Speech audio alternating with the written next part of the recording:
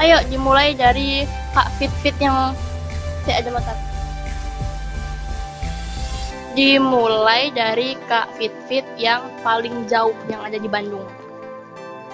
Nah, untuk mengenai himbauan yang tentang diharuskan menetap dan tidak pulang kampung kayak gitu ya. Nah, kalau misalkan nih ya bagi pelajar atau mahasiswa gitu yang emang dari zona merah, emang disarankan nih teman-teman itu jangan dulu pulang, namun sampai keadaan membaik kayak gitu. Namun jikalau ada dikhawatirkan nih takutnya semakin lama semakin buruk dan mudik atau pulang kampung itu diberhentikan, jadi tidak ada akses untuk pulang kampung, tidak ada kendaraan kayak gitu. Ya tidak apa-apa kalau misalkan nih sekarang misalkan nih mau pulang, ya pulang dari sekarang, jangan dinanti-nanti. Soalnya kan kita tidak tahu nih keadaan ke depan seperti apa. Namun tetap ingat, selama perjalanan pulang kampung itu atau selama pulang ke tujuannya itu jangan melakukan perlindungan diri. Pokoknya penjagaan deh kebersihannya kayak gitu, mulai pakai masker, bawa hand sanitizer, bawa sabun jika kalau nanti ke kamar mandi, dan jangan sembarangan pegang-pegang barang seperti itu. Jadi jikalau misalkan nih kalian yang di perantauan, ya kalau misalkan kalian memutuskan untuk menetap diri, ya tidak apa-apa. Jikalau ada yang mau pulang, tetap hati-hati. Dan setelah tiba sampai tujuannya untuk melakukan isolasi mandiri selama 14 hari agar dipastikan bahwasannya kita itu tidak membawa wabah virus COVID-19.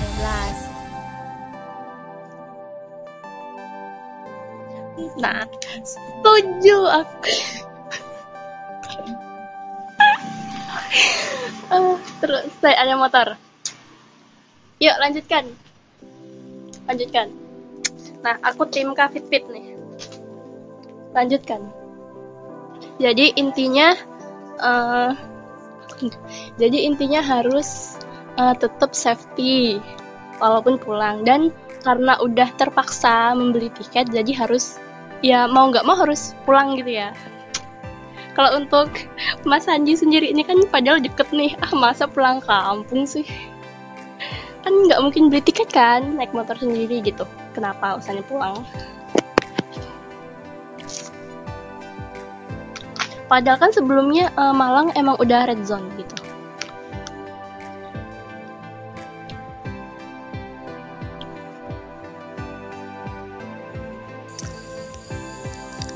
Kalau pendapatku sih, bagi mereka yang masih tetap berada di rantauan, untuk tetap jaga kesehatan dan juga ikuti prosedur yang telah ditetapkan oleh pemerintah, khususnya mereka yang berada di zona merah.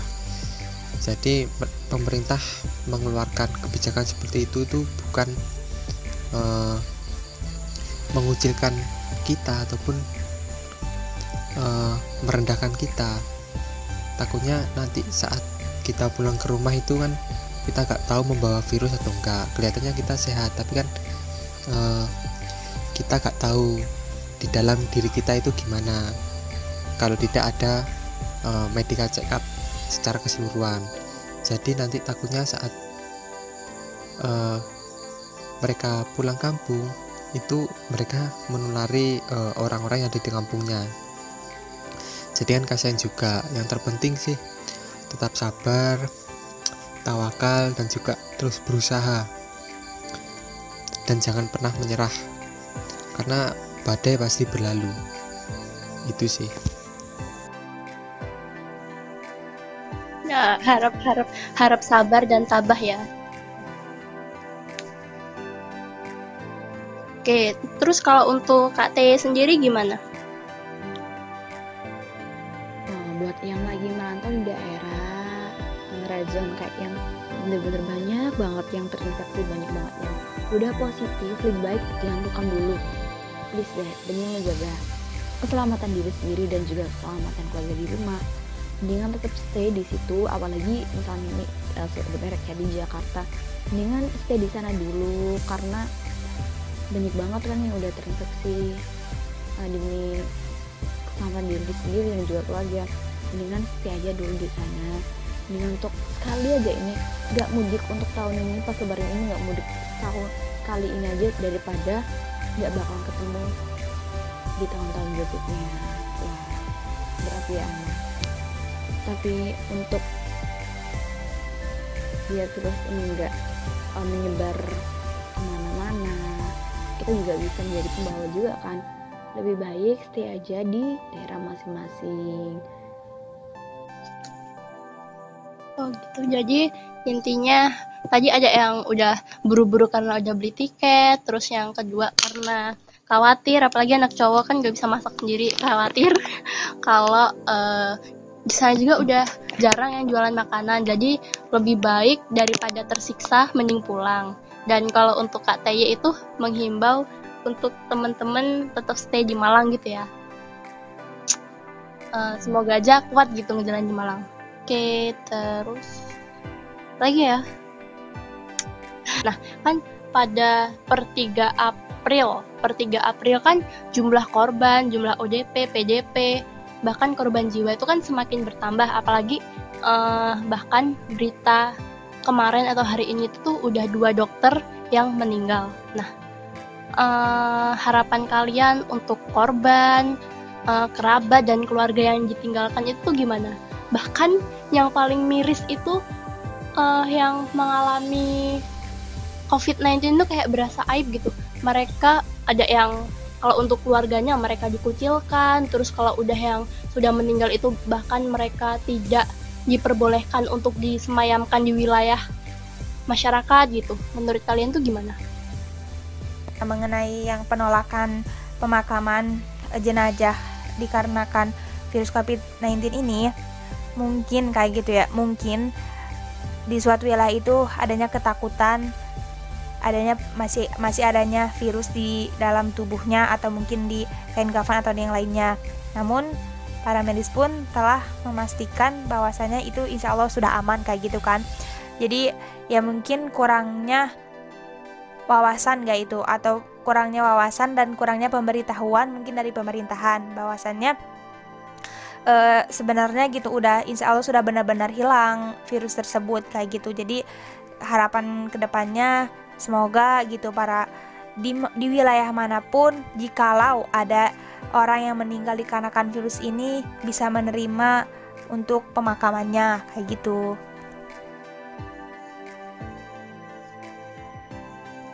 Oh gitu. Terus kalau buat Mas Andi gimana? Mas Andi, pendapatnya terkait korban yang berjatuhan semakin bertambah. Aduh, sakit banget. Harapan bagi keluarga yang ditinggalkan ini semoga tetap diberi kesabaran, kelapang dada, dan kekuatan untuk menghadapi ini semua, karena semua itu pasti ada hikmahnya jika kita mampu menghadapinya dengan sabar dan terus berusaha pantang menyerah. Oh, yang sabar ini ujian. Oke, sip. Aku juga setuju sih, karena ini kan emang kita nggak ada yang tahu ya, kita sebagai manusia juga cuma bisa mencegah dan menjaga diri gitu. Oke, nah terus nih udah mau selesai. Pesan untuk mereka, terutama dokter dan juga teman-teman yang masih bertahan untuk isolasi di rumah. Ada nggak sih pesan-kesan rasa salut kepada mereka gitu? Apalagi dengan dokter nih yang udah berada di garda terdepan, udah berkorban jauh dari keluarga untuk menyelamatkan korban-korban yang sedang mengalami COVID-19 ini. Dari Kak Teye dulu nih, berspeak up. Untuk dokter yang sudah berjuang, aku ingin mengucapkan terima kasih sebesar-besarnya. Kalian sudah menjadi pahlawan kita, kalian benar-benar hebat. Kami di sini akan membantu kalian dari belakang. Terima kasih banyak, kalian sudah rela, gak makan, gak minum dalam waktu yang cukup lama karena kan memakai alat pelindung diri itu ya. Terima kasih yang sebesar-besarnya. Dan untuk teman-teman yang lagi isolasi diri di rumah, dipedapetain ya di rumah. Jangan keluyuran dulu. Yuk kita saling bekerja sama, saling menguatkan untuk melawan virus ini agar penyebarannya semakin berkurang. Agar kita bisa menang melawan virus ini, jadi kita harus bersatu. Yuk kerjasamanya yuk. Oke, terus untuk Kak Fit, pesan untuk para dokter dan teman-teman yang habis dari red zone yang melakukan isolasi